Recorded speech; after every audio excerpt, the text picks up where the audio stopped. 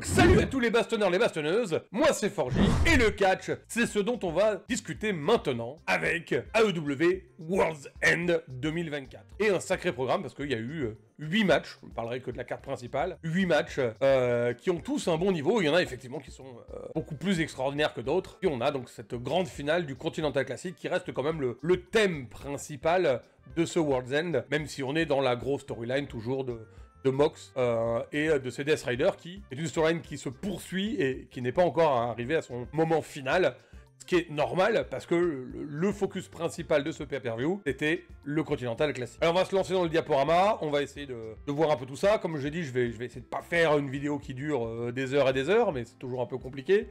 On a beaucoup de matchs à voir et j'ai pris pas mal de photos que je passerai un peu vite quand c'est assez clair quoi. Hein. Voilà. Donc on se lance sur le World's End. Alors, on est parti. Donc voilà, avant même le logo de World's End, on a déjà l'arrivée de Will Ospreay, le Billy Goat, qui vient pour sa demi-finale du Continental Classic. Et il est opposé par celui avec qui on peut reconnaître la grande star en devenir, Kyle Fletcher, accompagné du méchant, oui, Don Callis, c'est le méchant, et oui, Don Callis. Un combat qui va être spectaculaire, qui fait beaucoup référence au match qu'ils ont déjà eu ensemble. Parce que là, c'est le retour de ce match que le Continental Classic a pu permettre du coup. Donc on a d'un côté Kyle Fletcher qui était le premier de sa poule et de l'autre Will Ospreay qui était le deuxième de sa poule. Donc on a pas mal de comptes. C'est ça qui est assez intéressant, c'est que le match a un bon tempo, mais du coup comme ils vont refaire pas mal de choses qu'ils avaient fait lors de leur premier match, eh bien, il va y avoir pas mal de comptes qui vont se mettre en place. Et là, par exemple, le Rana de Will Ospreay se fait contrer. J'aime beaucoup ce genre de plan d'entrée en scène comme ça. Bon, là, du coup, le match avait déjà commencé. Fletcher s'est retrouvé en dehors du ring. Il revient et on a vraiment cet affrontement entre plus ou moins maître et disciple, ce qui va être pas mal le sujet de la soirée finalement. Bon, autant vous dire que c'est un match spectaculaire, ça saute partout et il y a vraiment un super timing. C'est le genre de match où on s'ennuie pas. Voilà. C'est le genre de match où il n'y a pas vraiment de temps mort, il y a juste ce qu'il faut de ralentissement pour qu'on ait quelque chose qui se raconte. Et comme toujours, après qu'on a envoyé une fois Will Ospreay dans l'escalier qu'il esquive, il revient, il lance un Rana, mais ça se termine pas toujours bien, et cette fois-ci, c'est Kyle Fletcher qui va enchaîner et qui va reprendre la main sur le match. Pas très vite, voilà ce qui va se passer, je pense que la photo est assez claire. Will Ospreay va se faire ouvrir le front et commencer à saigner abondamment. Ce qui va être important pour le reste de la soirée. Un combat très physique avec beaucoup de prises qui pourraient terminer le match. Et bien sûr, je vous ai préparé quelques petites vidéos. Donc là, je crois que j'ai ma première vidéo. On va pouvoir se regarder ça.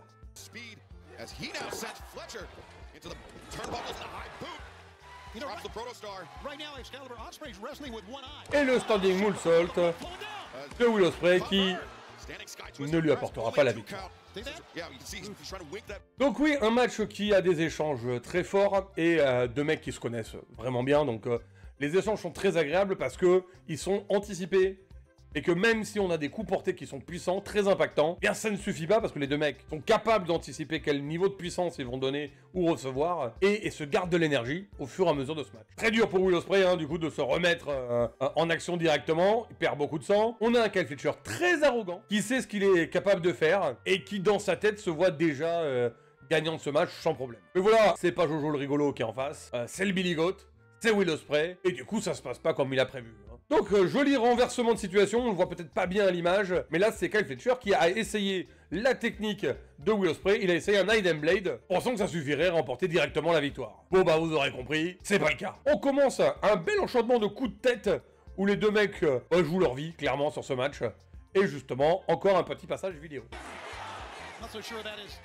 Donc ça se donne du coup de tête, et en même temps, ils se défoncent la tête, mais ça leur redonne de l'énergie.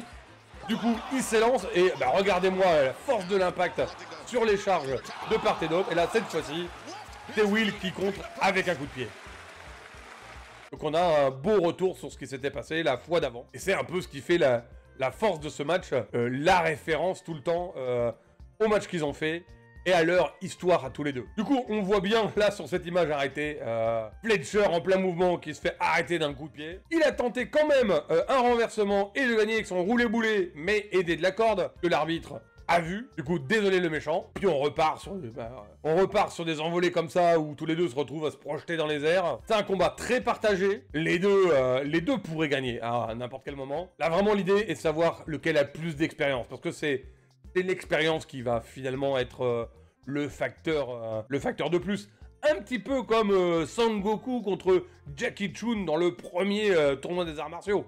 Finalement, c'est l'expérience qui va être la petite touche en plus. Et c'est donc avec le Styles Clash, pas facile à dire, Styles Clash, la prise de AJ Styles pour en finir, qui devient donc un des finishes possibles de Will Ospreay et qui remporte ce premier match du Continental Classic. Et oui, Will Ospreay va en finale et Kyle Fletcher s'est vu un petit peu abandonner son arrogance habituelle. Allez, on va reprendre. Du coup, voilà Will Ospreay qui marque de son empreinte les tunnels de passage. Et on enchaîne directement avec le deuxième match du Continental Classic. Kazuchika Okada contre Ricochet. Et pareil, on a un Ricochet relativement arrogant, déterminé aussi, puisqu'il a clairement affirmé à Swerve qu'il était sûr de gagner la ceinture et que personne ne pourrait s'opposer à lui. Donc Ricochet, puis Okada le Rainmaker, lui... il vient serein, clairement. Je pense que pas une seule seconde il prend un Ricochet au sérieux. Ah, c'est la légende Okada Kazuchika.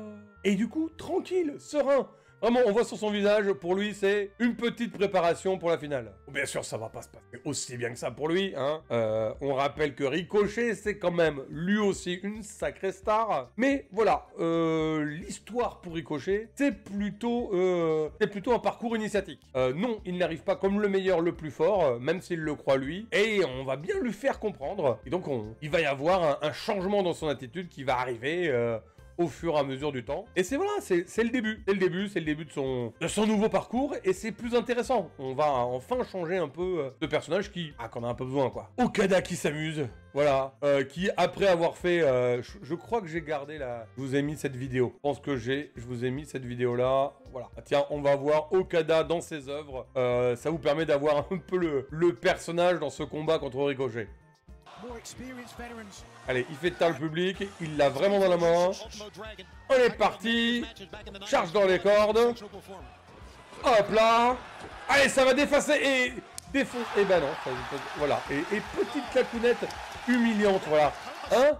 On est dans l'humiliation. Voilà, ça c'est Okada aujourd'hui, c'est Okada Hill. On est dans l'humiliation, c'est plus juste le meilleur, le plus fort. Non, il humilie, voilà. Là, c'est drôle. Moi, ça m'a fait rire. Hein. C'est pareil, je suis d'accord. Ça m'a fait mourir de rire. L'image est superbe. Le truc fonctionne super bien. Fallait que je vous mette cette vidéo-là parce que elle marque vraiment ce moment du match. Oh, le match est plutôt cool.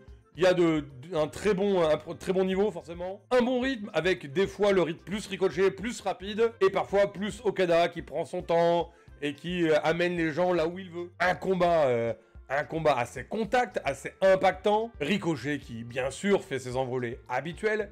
Mais voilà, il y a l'expérience d'Okada qui va contrer comme il faut et qui va au fur et à mesure prendre le devant sur ce match. Je vous montre un peu les images un peu emblématiques de ce qui s'est passé. Mais voilà, assez vite, on voit où le match va mener. On a un beau combat et ben Ricochet, il est pas de taille. En tout cas, le Ricochet actuel, encore une fois, persuadé qu'il va évoluer. Le Ricochet actuel, il n'est pas de taille. Et là, le neckbreaker version Okada. Ça, super Rainmaker fuck you pose. Ricochet qui continue ses offensives. On voit que le japonais, il est énervé de pas gagner si facilement parce qu'il... Pour lui, la victoire devrait déjà être dans sa poche. Mais voilà, il abandonne rien. Et puis voilà, ensuite, une fois qu'il a décidé d'en finir, Rainmaker, c'est fini. Et voilà. Et donc Okada également en finale pour essayer de récupérer son propre titre Continental Classic. Mais c'est pas tout à fait fini pour Ricochet. Ah, je vous rappelle, je vous ai dit qu'il avait été un petit peu spavané devant Swerve en disant qu'il allait gagner, que le titre était pour lui. Et bon, Swerve, il a pas oublié. Voilà. Il a pas oublié et il a un petit cadeau pour lui. C'est sympa. Il a demandé à Prince Nana de passer dans le public et de faire de donner de quoi célébrer. Voilà. C'était naturel avant, alors il donne les munitions, et on célèbre, voilà, du PQ, plein de PQ, hein? T'es pas content, Ricochet? T'es pas content, Ricochet, hein? Et ouais, bah voilà, Ricochet humilié, il l'a cherché. Voilà, public très généreux, effectivement. Swerve très généreux, distribuer du PQ comme ça. Et un Ricochet qui, voilà, qui va tourner, qui est en train de tourner, qui va changer. On va voir un Ricochet différent de ce qu'on a eu ces très longues dernières années. Est-ce que ça sera bien? Est-ce que ça sera pas bien? Eh bah, on verra bien, mais en tout cas, ça sera différent et j'attends de voir ça avec impatience. Donc, ben la voilà, la belle affiche, finale du Continental Classic. Okada Kazuchika contre Will Ospreay, le Bidigo. Alors, petite interview backstage. Alors, Will, c'est bon, t'es en forme? Ouais, je vais gagner, c'est super, wouh, c'est super, le public est avec moi. Wouh! Il a l'air totalement sur un autre monde. La perte de sang le rend euphorique. Et ça, c'est bien, ça. Ça nous donne du grain à moudre. On a un Will Ospreay qui a la rage de vaincre, mais qui est plus du tout, voilà. On dirait qu'il a pris des substances, mais non, c'est la perte de sang. Il est plus du tout les pieds sur terre. Il est dans l'énergie. Il sait que de toute façon, il n'aura pas le temps de récupérer, donc... il garde son énergie à fond, mais il est ailleurs, quoi. C'est magnifique. Ensuite, bon, un match sur lequel je vais aller vite. Le Mariamé Thunder Rosa. Mariamé est toujours aussi bonne. Excusez-moi. Mariamé est toujours aussi éclatante de glamour et de charisme. Et Thunder Rosa, elle est parfaite pour un street fight. Et voilà, le truc, c'est que les street fights à l'EW, féminin, ils en ont fait qui étaient très bien. Et celui-là, il était un peu mais. Alors, il est sympa, ils ont mis le décorum, le tijuana, il y a la piñata à détruire, les chaînes, voilà, la tequila balancée à la figure. C'est un peu dégueulasse d'ailleurs, parce que ça n'est pas parti en cône, c'est parti en G, donc bon, voilà. Ça s'envoie sévère, et le match a une bonne intensité. Le truc, c'est qu'on vient de vivre les 2 demi-finales du Continental Classic, et que c'est un bon street fight, c'est un bon match, mais pas si ouf que ça non plus. Alors, j'irai pas jusqu'à dire que je me suis fait chier, surtout que je l'ai revu, et... j'ai passé un bon moment, mais juste un bon moment, quoi. Ce qui, en vrai, quand on vient juste de faire les 2 demi-finales du Continental Classic, eh ben, est plutôt juste. Je pense que le match était à sa bonne place. Parce qu'il était bien, mais pas ouf. Voilà. Donc, pas passer un mauvais moment, au bon endroit de la carte. Et puis voilà, un peu fun, suffisamment fun avec la piñata remplie de clous. Toujours le moment plaisir, quand, bien sûr, la personne qui a mis les clous dans le ring se retrouve dans les clous elle-même. Première règle du catch, quand tu amènes un truc pour taper l'autre, c'est toi qui te le prends. Voilà, magnifique dos clouté de la part de Thunder Rosa. Le petit jeu de Mariamé avec le père de Thunder Rosa qui était là. Voilà, c'était là. Et puis on a, voilà, on a des moments impactants avec cette Thunder Rosa là qui prend appui sur une table afin de faire un saut directement dans la tronche de Mariamé. Non, je vous dis, il est pas mal ce match. Il a les ingrédients, mais on a vu mieux, on a vu plus intense, et du coup, bah, c'est pas désagréable, c'est au bon endroit, et c'est pas plus mal quand c'est fini. Et est-ce qu'elle est pas trop choupie? Elle a gagné par un pile driver dans la table, et elle est trop choupie. Vous allez quand même pas me dire qu'elle est pas trop choupie. Moi, je la trouve trop choupie. Voilà. J'ai envie de leur donner son titre, garde-la. De toute façon, on se doute bien que ça va attendre que Toni Storm ait réévolué dans son histoire, donc bon, elle est trop joubie, quoi. Allez, on enchaîne. On a le match qui devait avoir lieu et qui devait conclure une histoire, qui est, pense basiquement le cas. C'est la fameuse Diamond Ring que gagne chaque année MJF. Et bah voilà, il faut finir l'histoire qui a été commencée ou terminée ou qui a évolué... dans cette histoire du démon, donc au World's End l'année dernière. Malheureusement, trop de coupures, trop de blessures, trop de temps à passer à pas faire évoluer cette histoire. Et bah voilà, la hype est redescendue. Alors ils ont réussi, je trouve, dans les derniers shows de collision, de dynamite, à refaire remonter un peu la sauce. Mais voilà, il y a une limite à ce qu'ils pouvaient en faire. Donc ce match a lieu. MJF, malgré tout, il est toujours aussi bon. Voilà. Il sait prendre le public, il a un charisme de ouf. Tout ce qu'il fait est toujours vraiment plus grand que nature. Mais je pense que l'envie générale, c'est que ça se termine, justement. C'est qu'on arrive au bout de cette histoire. C'est bien qu'au moins il l'ait pas juste abandonné dans un coin. Ils nous font le dénouement, donc c'est très cool. Et voilà, on a envie que ça se termine et c'est le moment. Alors ça sera bien, mais pas ouf non plus. Et voilà, il y a des gens qui ont dit que MJF est moins over, moins cool. Non, il est super over. Le public l'adore. Tout ce qu'il fait est suivi par le public. C'est juste que là, cette storyline, et bah tout le monde a envie que ça se termine. Bah, on y va, on va la finir. Donc ça se tape dessus. Ils font des références à leur histoire, mais elle a pris trop de temps à s'évoluer. Donc bah voilà, on n'est pas plus dedans que ça. Mais à chaque fois qu'il fait une pause comme ça, vous pouvez pas dire qu'il est pas plein de charisme. Tout le monde est avec lui. Clairement, c'est censé être MJF le heel et Adam Cole le babyface. Bah ça se discute, hein. Clairement. Parce que le public, voilà, il veut toujours plus de MJF. Et c'est normal. Ah bon, bah toujours les techniques hein, de heel. De toute façon, ça n'empêche pas. MJF même face, c'est déjà un heel. Enfin, clairement, il a toujours dit, ça reste un scumbag. Donc, bah, il fait ce qu'il sait faire de mieux. Là, j'aime beaucoup cette image avec le visage de Adam Cole. On a l'impression qu'il voit sa vie défiler. On dirait un peu Maman j'ai raté l'avion. Voilà, je trouve cette image superbe et très caractéristique de ce match. Donc voilà, le travail de MJF va être justement sur la jambe d'Adam Cole. Cette fameuse jambe qui s'est fracturée il y a 1 an et demi en sautant d'un podium. Il s'est fracturé tout seul, bah ça arrive. Enfin, voilà. Bon bah MJF, pas folle la guêpe, il va focuser là-dessus. Puis bon, le match se déroule. Un bon match de catch, un MJF toujours aussi, avec toujours cette même aura imposante. On ne peut que le regarder, mais voilà, le match, on a envie d'arriver à la fin. On a ce moment où il se retrouve dehors, l'arbitre est occupé à autre chose, et il a les membres du royaume qui le bloquent pour aller chercher sa bague à Diamond Ring qui voulait la récupérer pour tricher avec, bien sûr. Et du coup, bah, MJF va nous faire du MJF. Petite vidéo histoire de se mettre dans le mood. Donc voilà, l'arbitre est occupé. Il se trouve un stratagème. Et là, paf, il fait accuser Bimbo et Chico de l'avoir agressé et mis sur l'escalier. Forcément, l'arbitre, il a pas vu, il a entendu le bruit. Allez, hop, ça dégage. Au revoir le royaume, merci. On n'a plus besoin de vous.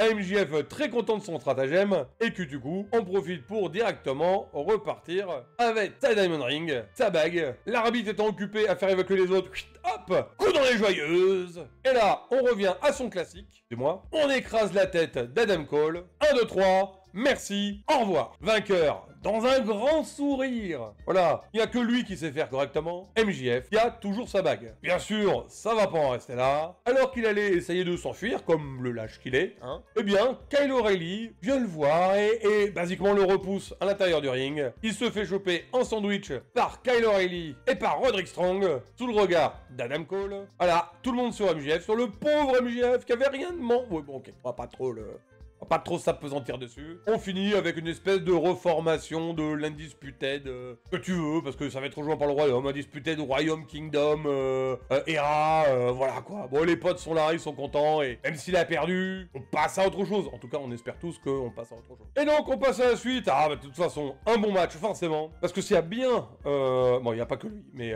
dans les mecs qui savent pas faire des mauvais matchs, je vous présente Takeshita Konosuke.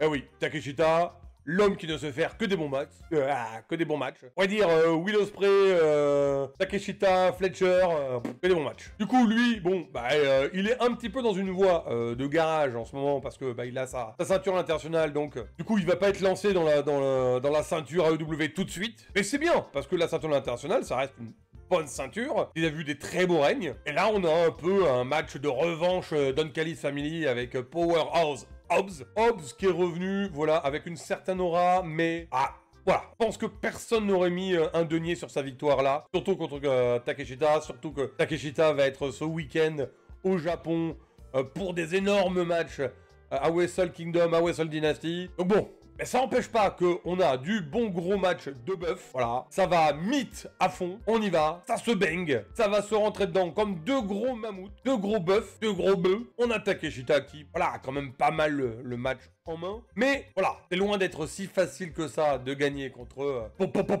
Powerhouse Hobbs. Et même si il est quand même... bien au-dessus une grosse partie du match. Voilà, Hobbs est capable de contrer même les coups de genoux, les running coups de genoux de notre ami le japonais. Et on continue avec des grosses séquences de meat, de viande. Donc on a des superplex, on a des coups de genoux, on a des envolées, on a une énorme powerbomb de la part de Hobbs. Je pense que Takeshita l'a bien senti passer celle-là. Mais bon, le japonais, il est juste trop fort. Juste trop fort. Donc vraiment encore un match à conseiller. Clairement pour l'instant les finales du Continental Classic et celui-là c'est vraiment les gros bangers de la soirée. Je vous dis, Takeshita ne sait pas faire de mauvais match. Il a donc gagné en vrai assez facilement sur un match très impactant, très explosif. Ah, Takeshita, toujours champion international, qui va aller maintenant aller défier le Japon à Wrestle Kingdom, à Wrestle Dynasty. Alors René, Paquette, mademoiselle, je pose des questions pertinente donc à Okada. Est-ce que voilà, qu'est-ce que ça te fait de combattre ton ancien disciple, celui que tu as amené toi-même la NJPW, que tu as amené au catch professionnel? Quel est ton sentiment? Est-ce que tu penses que ça va être un match difficile? Voilà. Et Okada lui dire mais oui, il est bon, on fait des bons combats ensemble, c'est toujours très fun, et puis ça fait des beaux matchs, voilà. Mais bon, voilà, ça fait des bons matchs, mais je vais gagner. Pur, c'est évident. Will Ospreay, merci pour le travail, hein. Je vous dis, un Okada extrêmement arrogant, ce qui est vraiment cool à regarder. Donc, le deuxième match féminin de la soirée, pour le titre TBS, avec la star Mercedes Moné, contre Chris Statlander, pour leur revanche. Alors oui, la construction de ce match est pas extraordinaire. Clairement. J'attends pas le match avant qu'il ait commencé, plus que ça. Mais je sais, on l'a vu de toute façon, avec leur premier match, que sur le ring, ça va être génial. Et c'est vrai, ça a été génial. On peut aimer, on peut détester Mercedes Moné. Moi, c'est un peu coussi-coussa. Elle me saoule.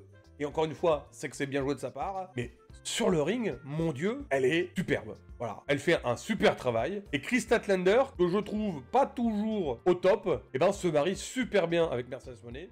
Et du coup, à deux, par le travail de boss, de CEO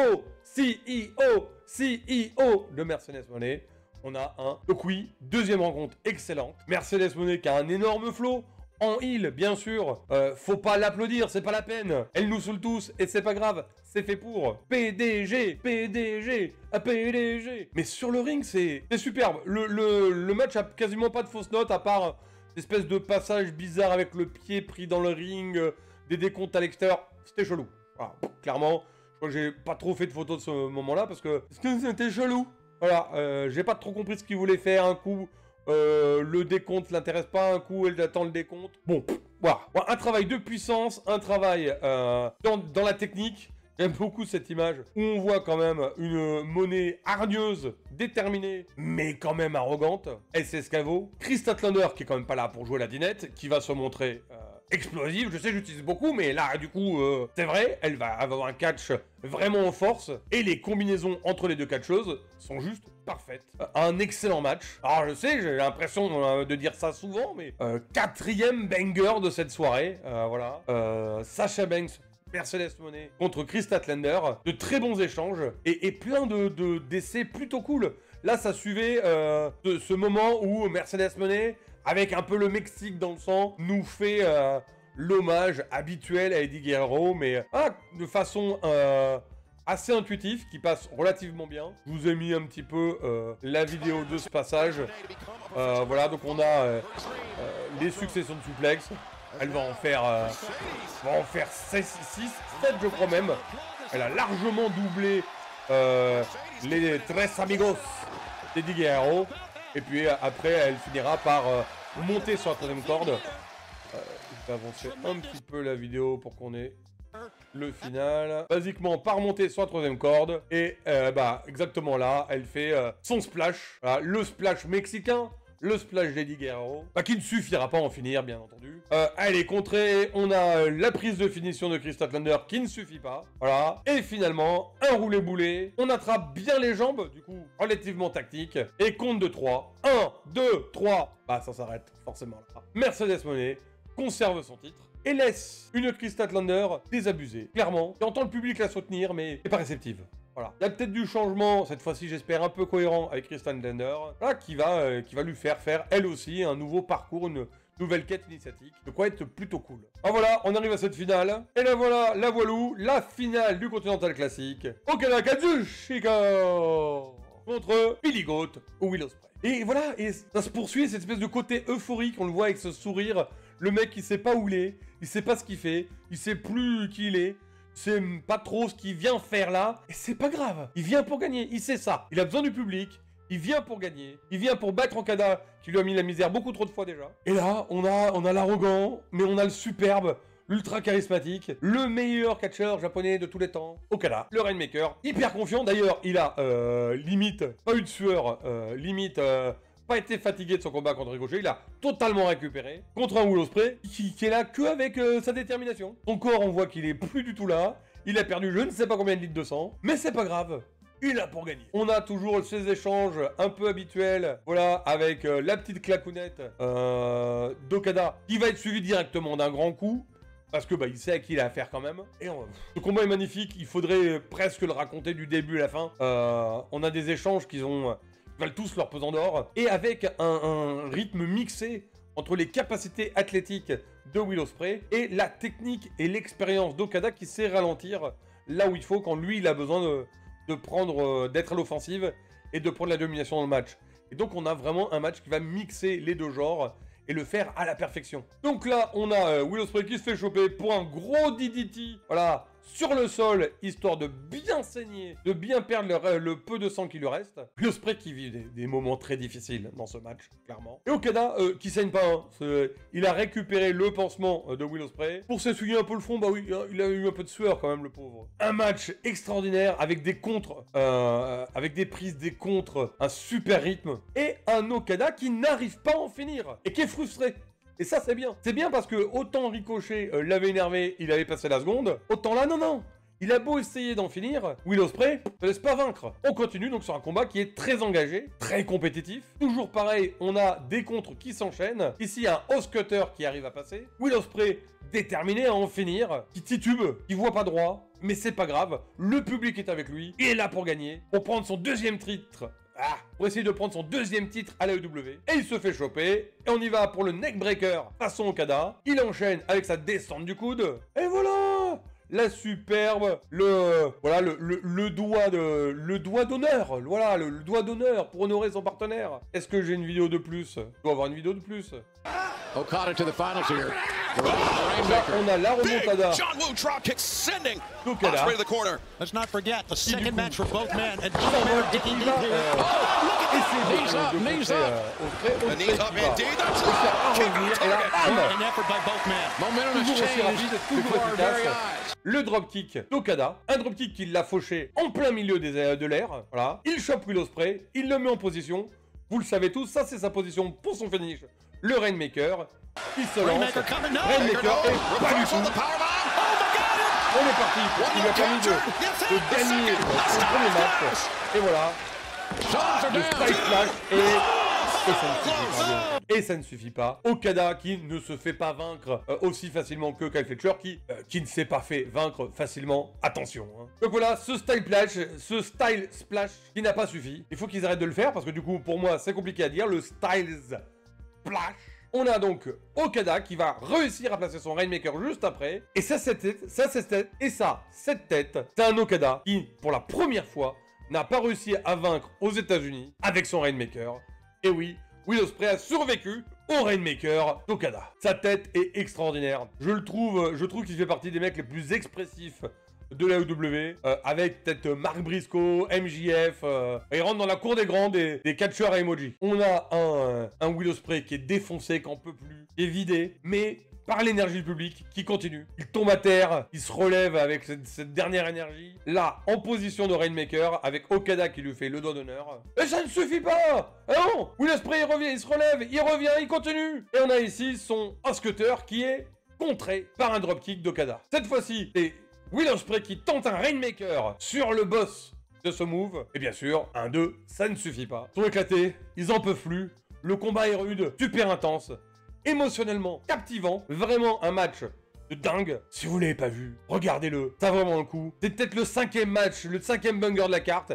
Mais si vous devez en voir qu'un, c'est celui-là. Bien sûr, je trouve que avoir les demi-finales avant permet de donner encore plus d'ampleur à ce match. Mais bon, si vous m'écoutez, faut regarder le pay-per-view, hein, clairement. Donc voilà, Will essaye son Iron Blade, il donne tout ce qu'il a. Rainmaker, deuxième Rainmaker. Et cette fois-ci, ça y est, c'est la victoire d'Okada. Une victoire malgré tout dans le respect entre le maître et l'élève. Okada, victorieux de sa propre ceinture, mais surtout victorieux de ce Continental Classic, puisqu'il avait gagné la ceinture après le Continental Classic de l'année dernière. Un Okada qu'il est trop fort, qu'il est trop beau, qu'il est trop heel, qu'il est trop classe. Si vous trouviez qu'Okada n'avait pas trouvé sa place à l'AEW, vous ne pouvez être que conquis maintenant. Et bien sûr, ça ne s'arrête pas là. Cette masterclass d'Okada va faire venir Omega, on savait qu'il traînait, qui vient remettre à son sensei la ceinture du Continental Classic. Bien sûr, un moment, un bon moment, hein.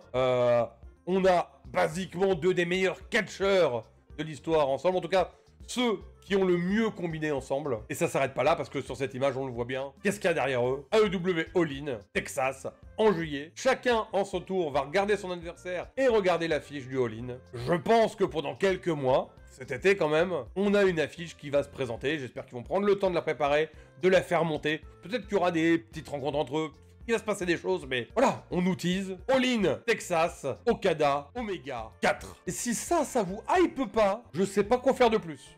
Clairement, on peut pas faire plus gros que ça, à part un retour de Danielson. Mais ça, vous le savez, moi, Danielson, toujours là. Et voilà le main event. Alors, comme je disais, est-ce que c'est possible de passer après le match Okada-Will Ospreay qu'on vient d'avoir? Non. Est-ce que pourtant, ce match-là pouvait passer à un autre moment de la carte? Non plus. Ce match-là, c'est forcément le match qui part en live. C'est forcément le match avec toutes les interactions, tous les machins, tous les gens qui arrivent. C'est le match de fin. Le truc, c'est que il arrive à un moment qui est pas facile. Attention, je dis pas que le match est pas bien. Moi, personnellement, je sais que d'autres l'ont pas aimé, mais moi, j'ai trouvé ce match hyper intéressant. Chacun a eu ses spots, ses moments. Jay White, Orange Cassidy, Hangman, Adam Page, le Mox Hill actuel, quand même plutôt cool. Il y a du beau match, il y a du bon moment. Mais il arrive un moment très difficile après Okada Ospreay, après qu'on ait vu Omega sur le ring. Pas facile, clairement c'est pas facile. Donc c'était bien, c'est même très bien, mais ça arrive pas au moment où t'es le plus dedans, où tu peux être le plus dedans. Et vu que c'est un match à tiroir très Roman Reigns, voilà, très storyline à la Bloodline, et ben il manque quelque chose. Et il a manqué quelque chose sur ce match. Donc, alors, personnellement, je lui mets facilement son bon 3 étoiles et demie. Un très bon match, mais voilà, qui pouvait difficilement rivaliser avec le match juste avant. Voilà, Orange, Hangman toujours aussi déterminé. J'adore la Hangman face. Jay White, en blanc du coup, Jay White, qui pour moi est vraiment celui qui illumine, c'est le moins de le qu'on puisse dire, illumine ce ring. Je suis vraiment content de ce moment qu'a Jay White en ce moment, du temps qui lui est accordé. Et même si, bah voilà, le match là se termine comme il se termine, bah j'espère qu'on va continuer à capitaliser sur Jay White parce que ce mec est trop fort. Et moi, ça me va très bien si c'est le retour du Bang Bang Gang quand ils seront de nouveau OP, hein, Elegance et Juice Robinson. Moi, j'adore le Bang Bang Gang. J'adore voir Jay White continuer à faire travailler Jay White. Et ouais, mais même une ceinture trio, ça me va, y a pas de souci. Une ceinture, bon, ça peut être la TNT. Ouais, ça pourrait être pas mal, la TNT. La TNT ou l'international. Pourquoi pas un Jay White Takeshita avec une victoire de Jay White d'ici 2-3 pay-per-view, ça serait cool ça. Mox, en ce moment, avec les Death Riders, il a quand même grave la classe. Commencé un petit peu à m'enlacer dans le BCC, mais toute cette histoire s'est bien relancée, et il a la classe, voilà. Bon, du coup, les mecs, ils vont pas attendre, hein, ils vont tous se lancer dessus. On part dans le public, on a un espèce de moment de Anarchy in the Arena, voilà, où ça va se taillader dans le public. Bon, c'est fun, mais comme toujours, avec l'Anarchy in the Arena, c'est pas très facile à suivre. C'est pas ce qu'il y a de plus télévisuel, c'est super cool pour les gens dans le public, mais télévisuellement parlant, c'est un peu... voilà. Donc, on a un Orange Cassidy qui va attirer l'attention de Mox pendant que les deux autres lui arrivent par derrière. Forcément, ça va pas attendre très longtemps avant qu'arrivent aussi les collègues de Mox. En attendant, il se fait passer à travers la table des commentateurs. Et du coup, pendant quelques instants, Mox hors course, et les trois autres, bien obligés de se concentrer les uns sur les autres, hein, parce qu'il y a quand même la ceinture AEW, normalement, on l'a pas vu depuis très longtemps, mais normalement il y a la ceinture AEW qui est en jeu. Alors voilà, c'est ce moment plutôt cool, où on va avoir Orange Cassidy qui va balancer des punchs à tout le monde, on va avoir Hangman qui va faire des lariats et des buckshots, et des dead eye à tout ce qui peut, tout ce qui passe, et Jay White qui va flair des Blade Runner, à plus savoir quoi en faire. Ça c'était le moment cool. Quand ils sont que tous les trois, en vrai, je pense que c'est le moment que j'ai préféré dans ce match. Alors oui, on peut se demander où elle est cette ceinture. Est-ce qu'elle est bien dans la valise? Est-ce qu'on la reverra un jour? Elle est prise en otage par les Death Riders. Bon, on va faire on la reverra. Faut espérer le jour où Mox sera battu. En attendant, il y en a un qui perd pas le nord, c'est Christian et sa patriarchie qui attendent juste un moment pour récupérer la victoire. Il a basiquement son Money in the Bank en main et il attend l'ouverture quoi. À mon avis, c'est pas pour tout de suite quand même. Hein. En tout cas, voilà, ça se poursuit. Comme je vous l'ai dit, ces moments avec des Orange Punch, des Lariats. On va avoir successivement un avantage pour Orange, un avantage pour Hangman, un avantage pour Jay White. Et puis, Mox qui finit par revenir. On a peut-être un moment un peu cool de ce match avec le face-à-face entre Mox et Hangman. Je pense qu'en termes de 1 contre 1, c'était le moment le plus intense de ce match. Et puis ça reprend, tout le monde revient au fur et à mesure. J'aime beaucoup ce plan où Mox, où tout le monde se relève un peu. Et bon, en vrai, Mox, il est un peu tout seul dans cette situation. Je vous ai dit, les suites de Deadeye. On a les lariats. La lariat que tente de balancer Hangman Adam Page. Jay White qui contre. Mox qui prend une chaise, qui se fait contrer par un gros kick dans sa face. Hangman qui essaye de mettre un coup dans les joyeuses à Orange, qui va sentir les cloches sonner. Jay White qui porte son Blade Runner, sa prise de finition, et avec tous les gens qu'il y a sur le ring, et il n'arrive pas à en finir. Alors qu'il allait gagner, on le voit en flou au fond. On a Wheeler le Trait Utah qui vient tabasser l'arbitre pour empêcher le décompte, pas le compte. Intervient un petit peu dans le dos de Jay White, Mademoiselle Marina Shafir, qui du coup se prend basiquement un Blade Runner en aveugle. Jay White avait pas vu qui l'a chopé. Hein. Du coup, retour du traître Wheeler Utah qui balance un Busekaini dans la tête de Jay White. Alors en plus, il pique les prises. Ryan Danielson. Ouais, en vrai, ça a fait plaisir à tout le monde quand elle s'est pris le Blade Runner. Voilà. Elle le méritait, ça faisait longtemps qu'elle méritait de s'en prendre un bon petit quand même. Hein. Blade Runner, je veux dire. Et finalement, après tout ce chaos, que c'est l'univers qu'il veut défendre, finalement, Mox, le chaos, eh bien, victoire 1, 2, 3 de Mox et des Death Riders. Bien sûr, ça s'arrête pas là, les Death Riders qui vont prendre Jay White, qui est celui qui est là, hein, pour le passer à tabac, mais intervention, on est après le combat, hein, intervention de FTR qui ne viennent pas tout seuls, ils ont compris que venir à 2 contre 3 ou 4 adversaires, c'était pas très intelligent. Le retour de Edge, Adam Copeland, qui arrive sous l'ovation du public, parce que clairement, Adam Copeland, on est très content de le voir revenir. FTR plus Adam Copeland. Moi, j'étais à fond. T'es comme toi, Tétix. J'étais à fond. Le retour d'Adam Copeland, toujours aussi intense. Le mec passe sa meilleure vie en ce moment. On a le petit duel de regard Copeland-Mox. Un programme à venir, bien sûr. Ça va commencer directement au Dynamite, là, qui est passé hier, que j'ai pas vu encore. Hein, avec trio contre trio. Voilà. Inspire. Ah, c'est parti pour Mox. Boum. Bon, ben voilà. Il se prend...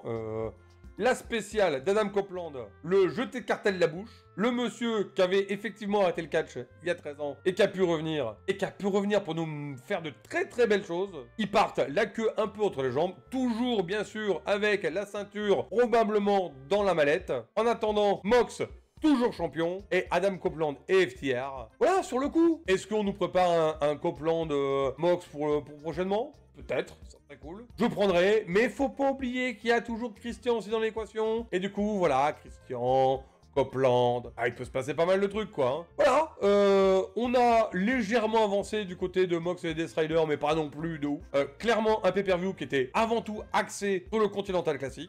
C'était ça le gros cœur de ce pay-per-view. Ils l'ont bien compris, et clairement, c'est ce qui a le plus marqué, je pense, ce pay-per-view. La storyline de Mox qui poursuit. Mercedes Moné qui nous fait toujours des matchs de dingue. Takeshita qui est une force sur laquelle on ne peut que compter. Tout comme Fletcher, à mon avis, toujours deux personnes qui, je pense, vont avoir la ceinture AEW dans les mois, années à venir. En tout cas, s'ils se blessent pas, s'il n'y a pas un gros changement, je les vois gagner très prochainement. Voilà, c'est tout pour ce récap de AEW World's End. On commence donc en fanfare cette année 2025. J'espère que vous avez passé un bon moment. Comme toujours, n'hésitez pas avec les pouces bleus, hein, les abonnements, commentez, partagez. Bref, si vous avez aimé, faites-en profiter les autres. Hein. Merci à tous. On va vite repasser un bon moment sur Twitch et du coup après sur YouTube.